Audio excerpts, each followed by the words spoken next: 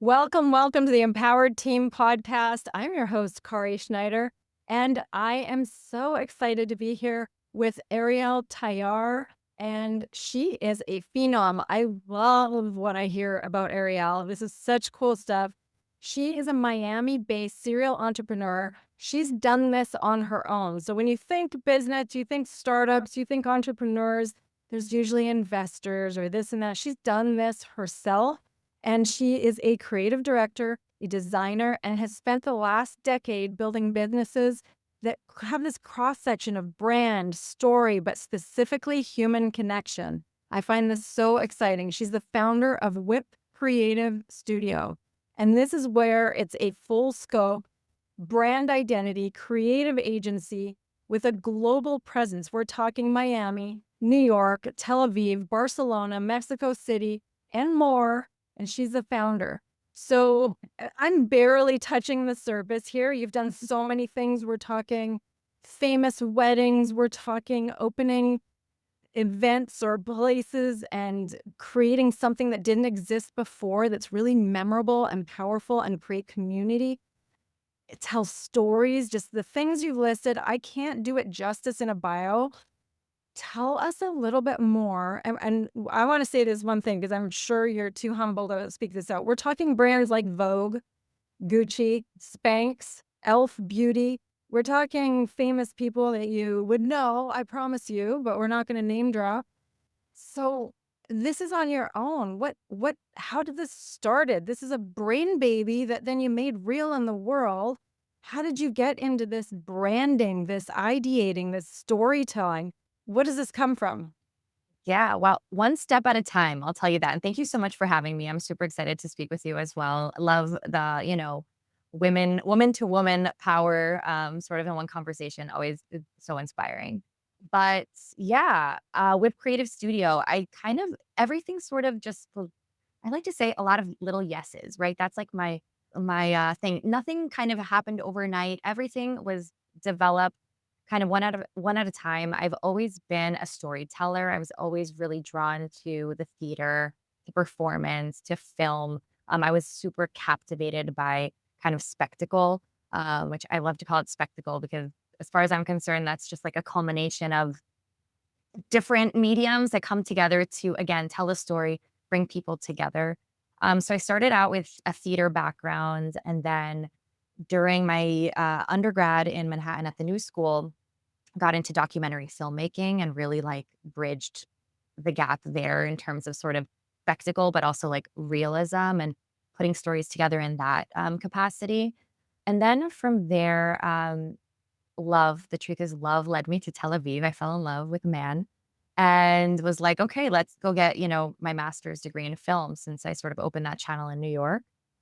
And then when I was in my master's degree, I really was opened up to filmmaking is not just filmmaking. There's so many surrounding elements, right? You need to market the film. You need to design the poster of the film. You need to do the set design for the film. And so I got really excited about what I like to call not being the mom and dad of the film, but being the aunt or because making a film is like having a child. It's really intense. Yeah. And I made one and I was like, that was cool, but how can I support all the other creators around me with my art and kind of the thing that makes me more excited? And then, of course, business came into play, right? Like you're marketing a film. What does that look like? And then I got really excited about business and about seeing these films do well. And then from there, it just sort of snowballed into I can market other things. I can, package other things. So the truth is, I actually have no design background formally. I taught myself through YouTube tutorials in my like dingy little studio office because I just knew I had something in my head and I needed to get it done by myself. I was not trying to, like, ask people for help, which we could talk about that later, but I've learned that it's a good thing to do. But at the time, I was so in my, like, vacuum of just, like, getting it done and figuring it out on my own. So I say it's a lot of little yeses because it's saying yes to opportunities that I didn't necessarily know how I would get I didn't know if I knew how to do the thing somebody was asking me to do. I was like, "Yeah, sure, like, I got this." And then I did, and I figured it out. So it was a lot of little wins that sort of built up into, I guess, having the chutzpah, if you will, to say That's yes. I love it. I love it. And there's so many things that you pointed to here.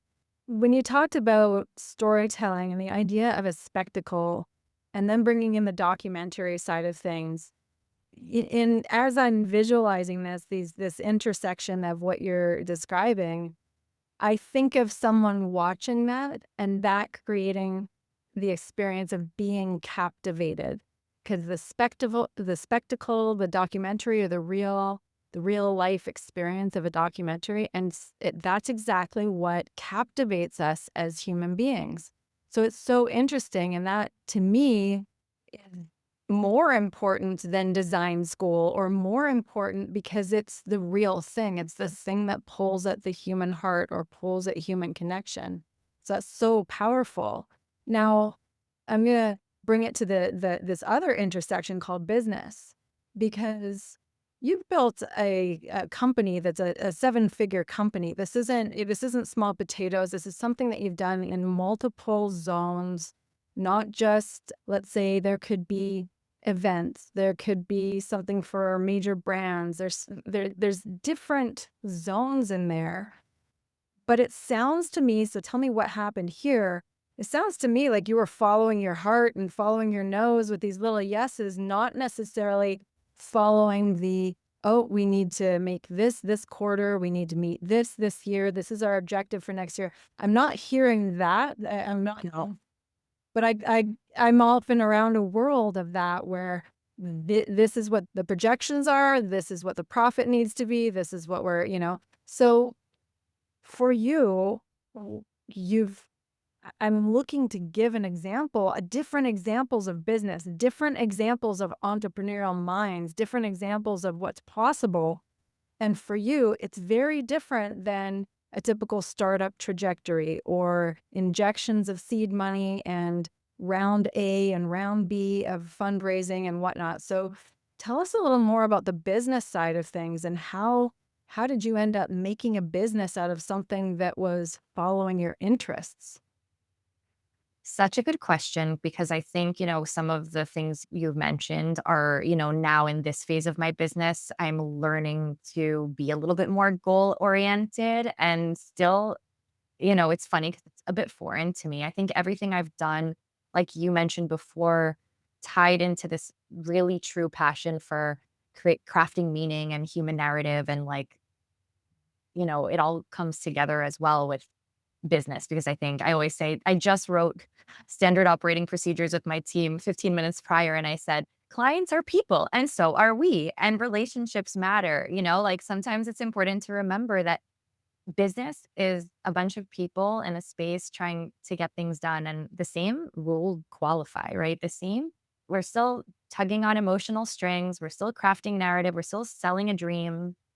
So it all goes kind of hand in hand. But I think, like I said before, it's been very intuitive, and many times I've had to have advisors. My husband is a really important part. He's always been my biggest fan, and he's always like, "Charge 3 times more," because sometimes my intuition has led me to kind of maybe selling myself a bit short because I was so excited about a client or a project and being a part of something.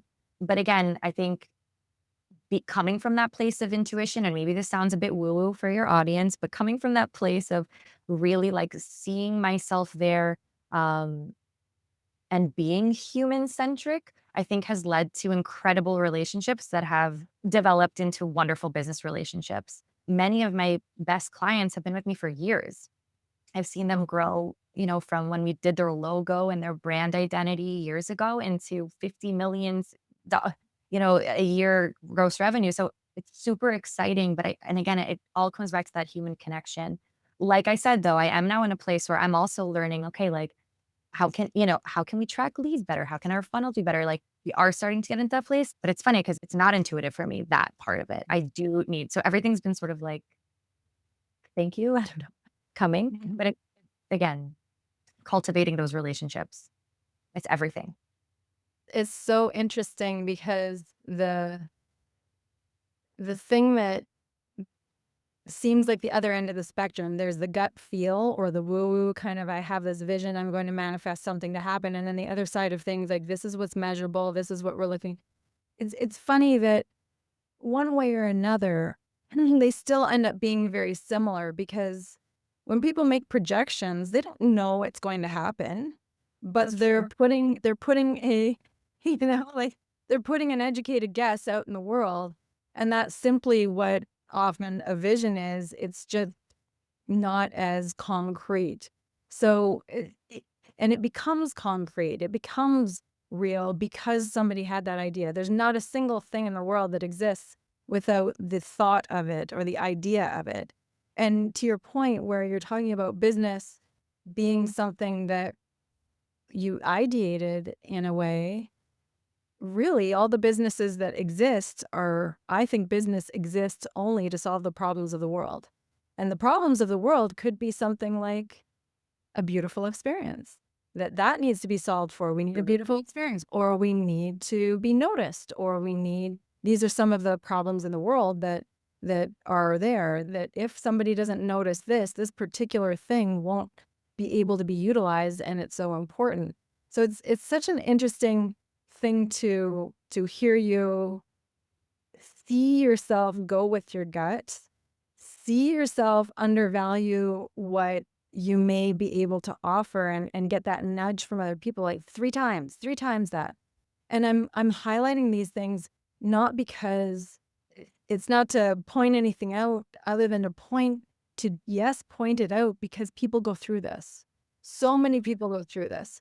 And if it's not talked about, if it's not actually highlighted, then when people are going through this, they think it's unusual. They think it's weird. They think that they're doing it wrong. And this is what you're describing is an entire other half of the business. This is what business is like too, everybody.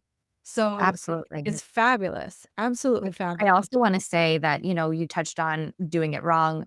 A lot of, I have to attribute a lot of where I got to some of my imposter syndrome because so much of, you know, I'm talking about the intuition piece, which of course I follow my gut like none other. I can look at an idea and be like, yes or no. I don't have to put the things in an Excel. Like I just know. That being said, so much of what I've done and that pushed me forward was watching other people and being like, I can do better. I want to do better. What can we learn from them? Still to this day, I'm telling my team, what can we learn about how that team delivered? What can we learn about, I'm always challenging us to get better and not necessarily because we're doing it worse or better or whatever, but there's always something that can be learned.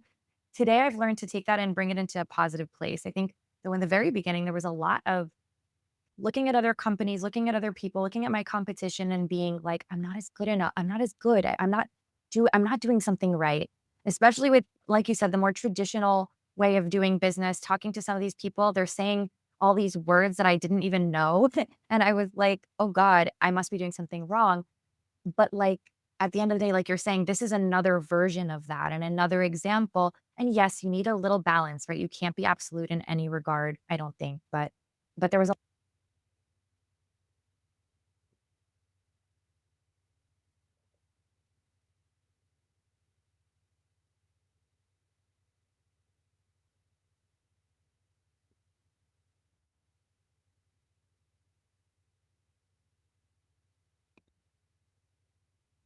perfect. Okay, so you're going through this experience of second guessing things, questioning things. And what had you shift to becoming less about the imposter syndrome and more about the confidence of, oh, I got that. And I love to learn about whatever is going on here. I love to be open-minded. Like how did that shift happen? Was it just experience? Was it something specific? So two things. One, I cultivated a nice yoga and meditation practice, which really I think every entrepreneur who's in a kind of high achiever should cultivate some kind of mindfulness practice to really tap into something that's a little bit just more heady and less kind of on the ground. Because I think there's this sort of, you just tap into this energy where we're all the same and you realize this deep understanding that every person is just trying their best and nobody has all the answers. However, the more concrete thing that happened was about 3 years ago, I actually moved from Tel Aviv back to the States. And Tel Aviv, I was a big fish in a little pond. So it was kind of easy to feel that kind of confidence, right? It's this very small country, city rather. And I was able to really make my mark there as helping brands break through from that region. When I moved to the States, the imposter syndrome was wild, right? I was like, who am I? I am nobody here. I have to start over. I've developed this thing here. Nobody knows me. Like, there's so much talent. I felt really, really, defeated by that. And one of the things I decided to do is I put my business to rest for a little minute and I said, I'm going to kind of tone things down. I actually fired a bunch of clients. I really toned things down and I decided to go get my first real job. I call it my first real job because I literally had never worked for anybody ever in my life, like aside from, waitressing jobs in college, right? This is my first real job. And I got an amazing job as a creative director, this great international experiential agency that I had been following for so long. It was like my dream job as far as I was concerned. And I was sure that like this is big time and I'm going to get into this system and I'm going to know like everything will come clear, right? Everything will be perfect and flawless and their operations will be so smooth. And I was sure that like this is it. And I got in there and within the first of all, there were a million people. I was not used to working in such a large team, hundreds of people, logging my hours, like all these sort of corporate systems that I was just not used to at all. But on top of that, and most importantly, I learned, wait a second, like who's the adult in the room here? What's going on here? This is a shit show. I'm sorry if I'm not allowed to say that, but like this was more messy than and suddenly it dawned on me that like the best of the best, even when I worked with some of these really big brands and their big offices in Paris, in London, I was realizing that nobody had it down to a T. It was always messy.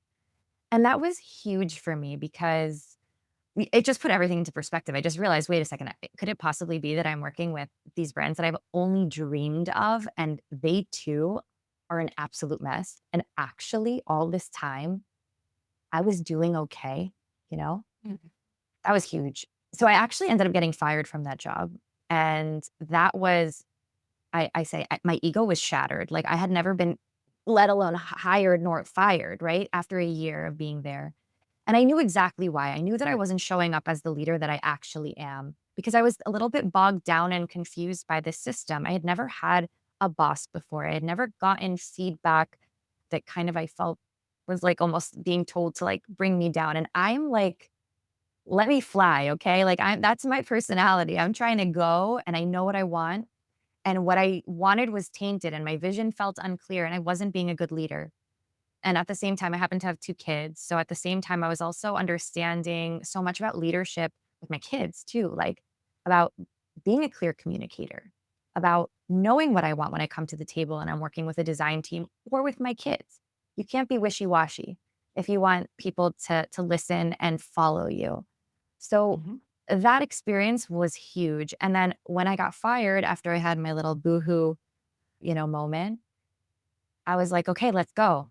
And I just, like, brushed myself off and called all my people, and everyone stepped back into position as if this year hadn't happened, literally everyone, and we just picked up where we left off, but so much better and so much stronger because I had this newfound confidence that was like, "We got this. Let's go." And it was amazing, and that was yeah, that was 3 years ago.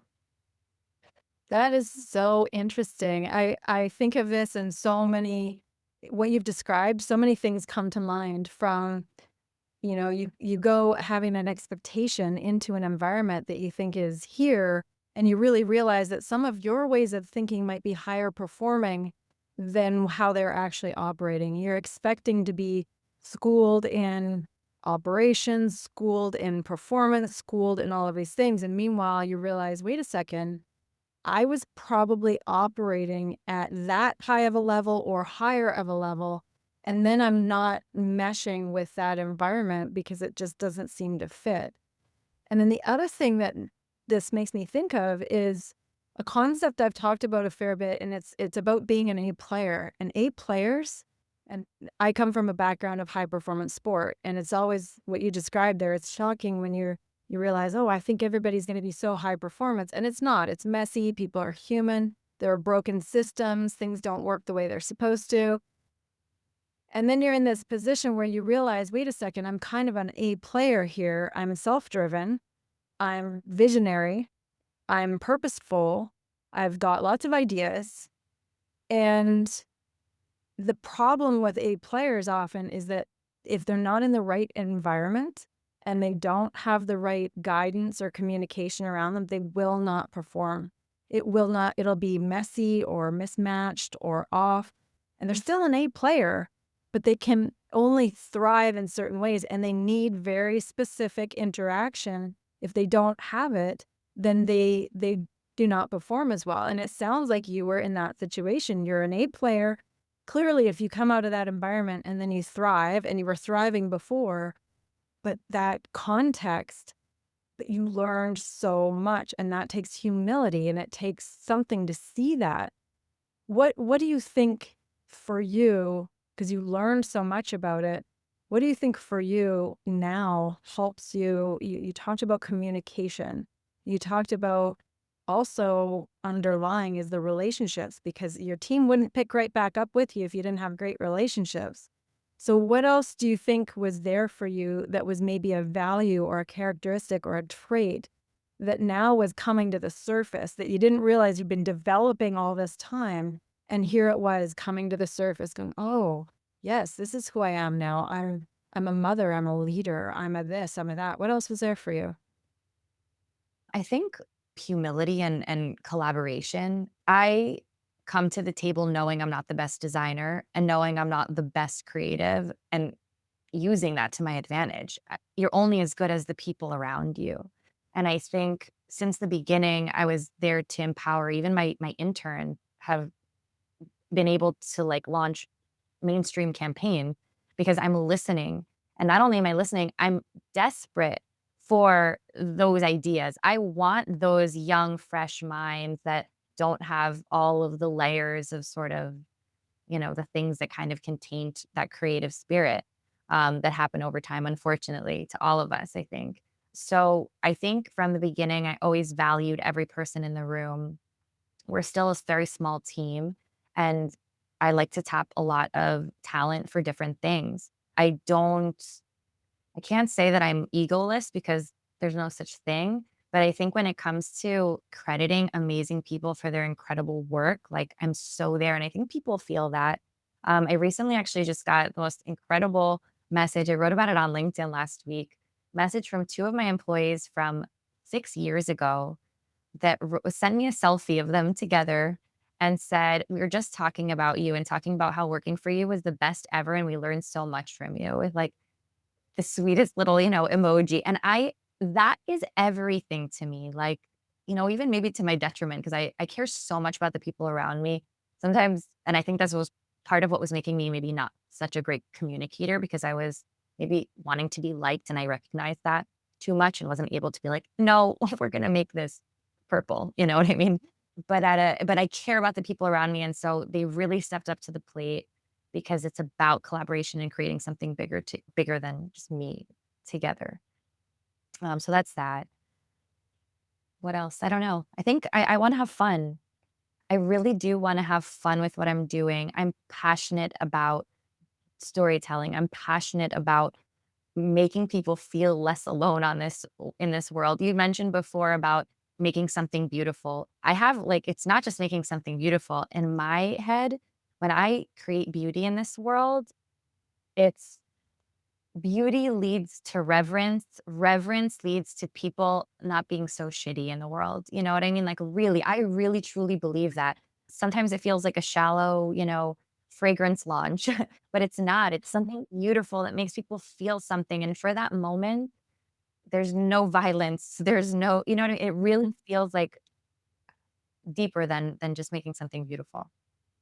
I think people resonate. It sounds like a thing that I've said a number of times, which is healthy, happy humans, healthy, happy planet.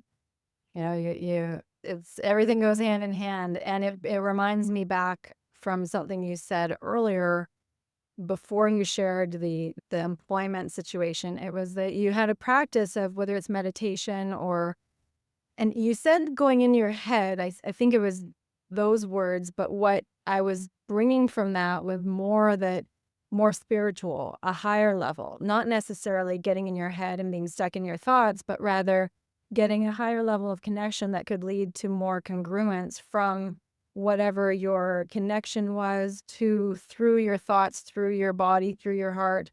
So, on that note, is if you were to describe a practice that you have, is it a daily meditation practice? Is it a daily connection with nature? What a prayer practice? What is it for you to clean out that clutter, that noise perhaps, and get some of that higher level alignment? I wish I could say it was daily. I really do. I've had spurts where it's been daily, but we all, we ebb and flow.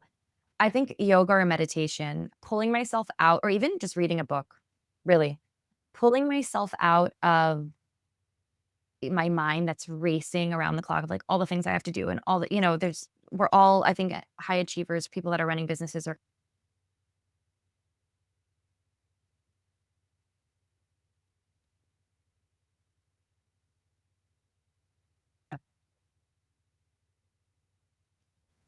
So, like I was saying, I wish I could say that it was daily. I do really try, but moving my body, meditating, I don't do these things every day. Yes, I try to like sparse them out, but anything that's pulling me out of the race, I had a meditation teacher that actually when I was in my ego shattering moment after getting fired, I was like, gonna do a meditation course because like how do you even meditate? This is ridiculous. My mind going crazy, right? Like how can you possibly pause everything? But I knew that there was something to it, so I wanted to try. And I did this course, and she described it as like a pot of boiling rice with like lentils in it. And she said, like, meditating is like simmering down the pot and being able to like pull out the lentils and being able to just make sense of everything. And then on top of that, I think as a creative, you need you need to create space for creative to drop in.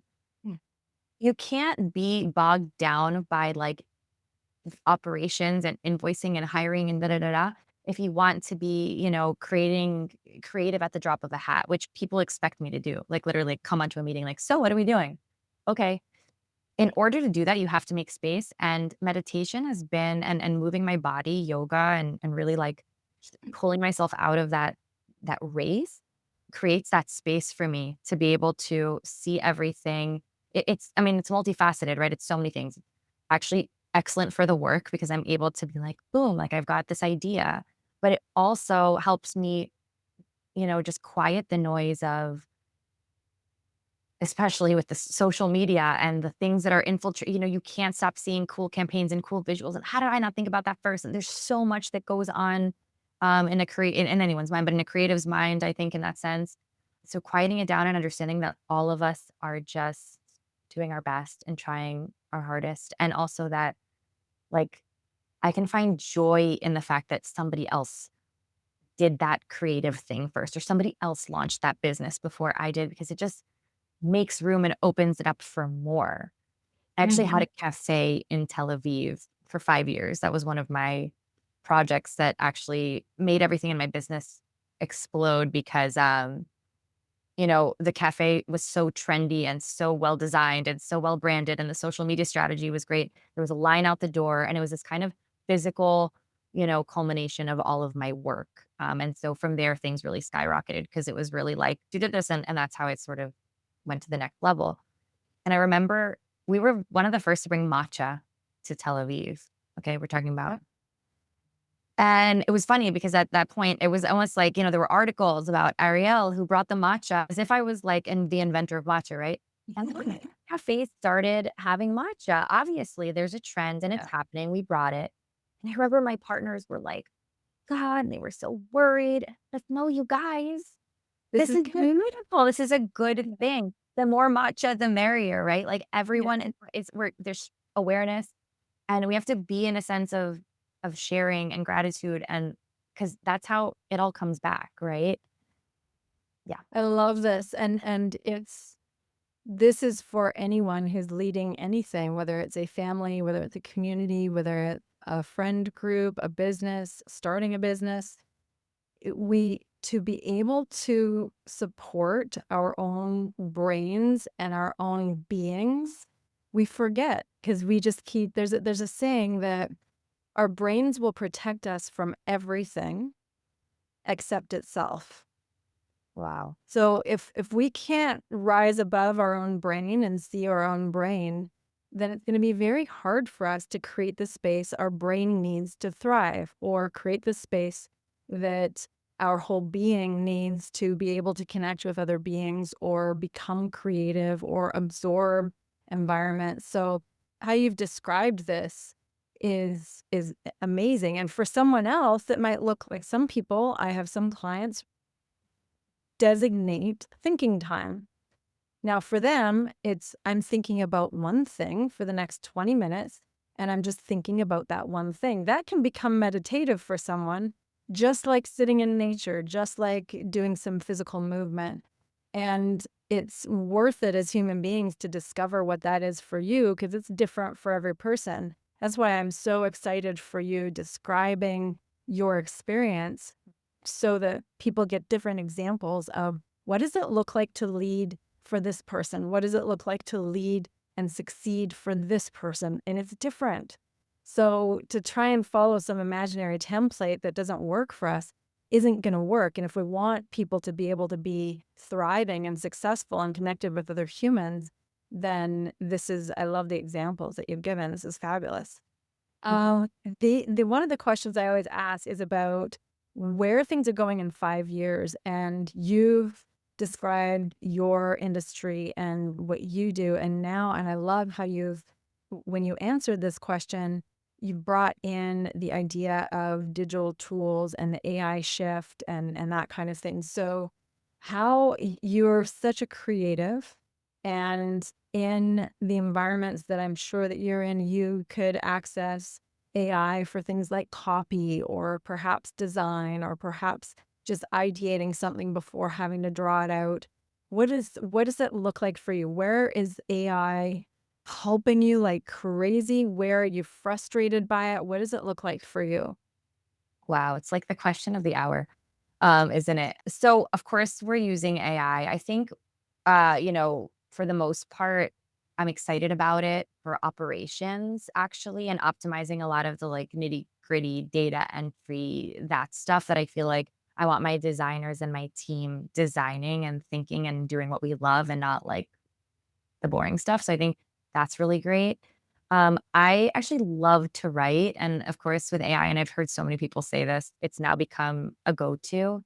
And I'm challenging myself to kind of come back from that and be like, no, no, like you're a good writer. And because sometimes I think, we're losing the essence of something, it doesn't feel quite right.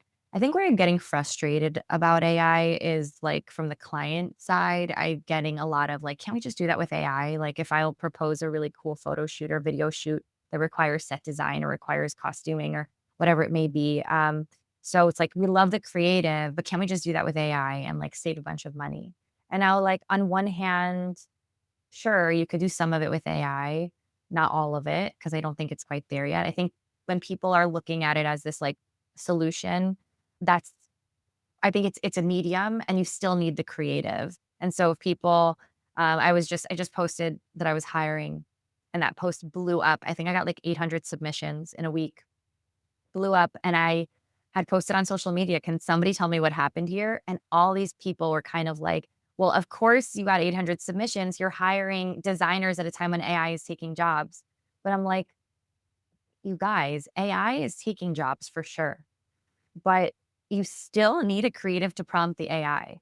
You still need somebody there." And you know what? Maybe you won't one day. I'm not saying that it won't get there, but I do it all circles back to the human thing. I do still believe that impactful storytelling is human centric and needs to be delivered human to human. Furthermore, I believe that more and more campaigns that are really making impact are including real people and creatives, not celebrities, and definitely not robotic faces. And I think people want to see themselves and want to be able to share. So I think there's going to be this really massive divide, this like stark AI sort of marketing approach but anything that's going to be human centric and anything that's going to be tailor made and thoughtful and handcrafted is just going to become that much more appealing and that much more kind of I call it I say to, my team, lab-grown diamonds versus diamonds. Like,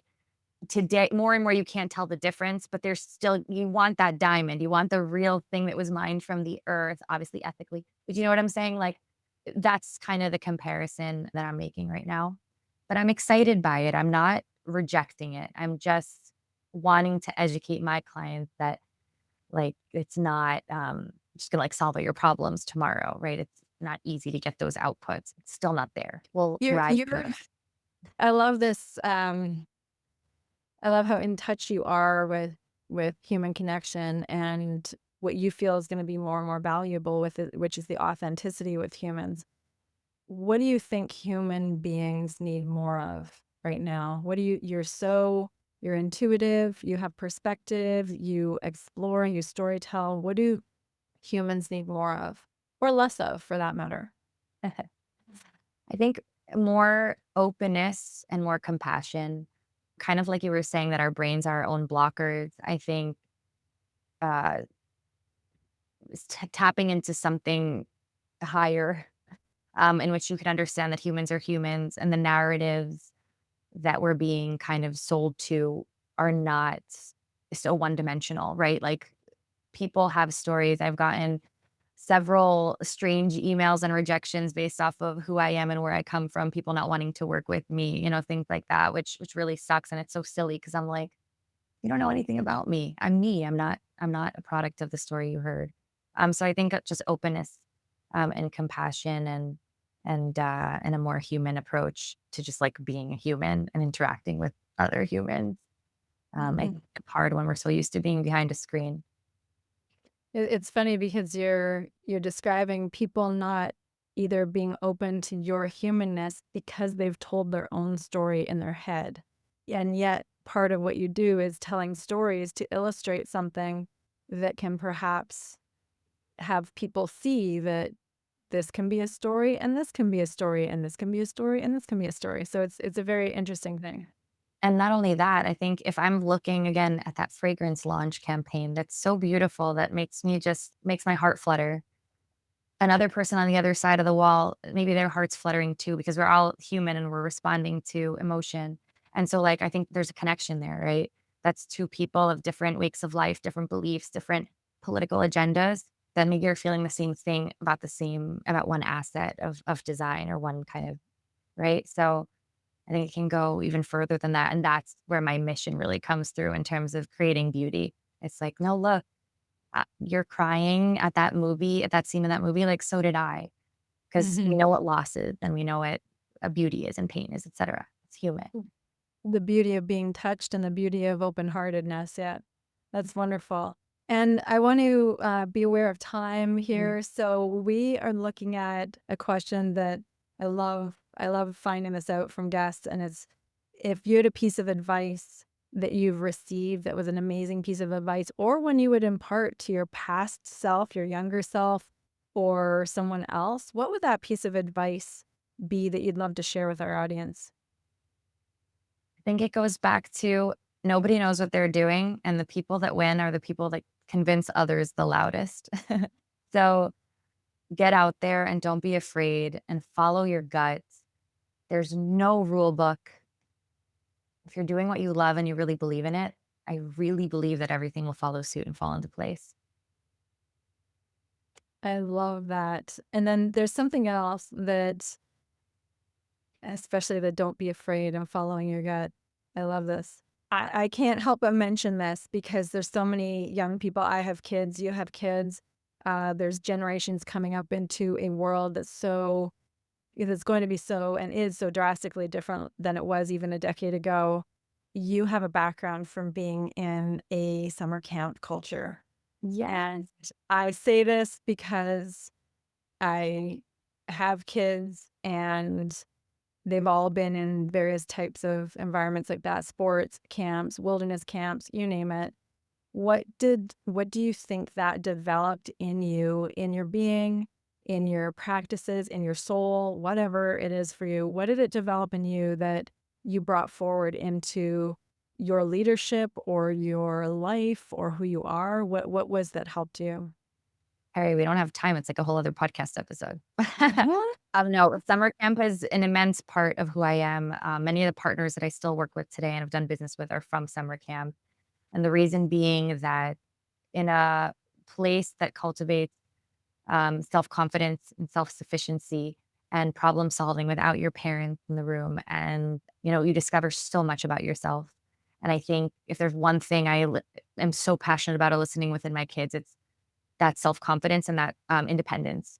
Go out there and do it and figure it out, and I'm not gonna helicopter you, and I'm not gonna babysit you, and I see so many parents holding on too tight, and I'm like, "Ugh, let them go, set them free," because that's the only way they're gonna figure out. And I think camp, you're in an intense social environment, learn so much about existing with other people in uncomfortable situations, powering through discomfort, another very yogi thing that I like, finding grace in discomfort.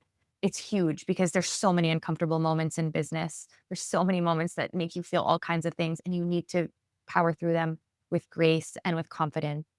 So I think camp is a place. I met my husband at camp. We live at camp every summer. I'm a firm believer in that kind of environment where you put your kids in a place that's going to be very challenging for them, but they power through, and it's unbelievable. Kids just like completely transform, and I've completely transformed from my experiences at camp. So highly recommend. Oh, so cool. This I'm is like, right after we my can't open that can of worms at the Oh, moment. no, it's so wonderful, and I think it's so important, and then there's the the nature part of it, there's the human part of it, there's the problem solving, there's so much there. I am so grateful to have been able to pick your brain a little bit, your heart, your soul, have you share, and have people really experience that this is life, this is business, this is creativity as well, and to hear how you've discovered yourself, how you've been able to learn and master yourself to be able to do what you do. And thank you for sharing that with us. I'm so grateful. Thank you for having me. Really appreciate that. Thank you. No problem.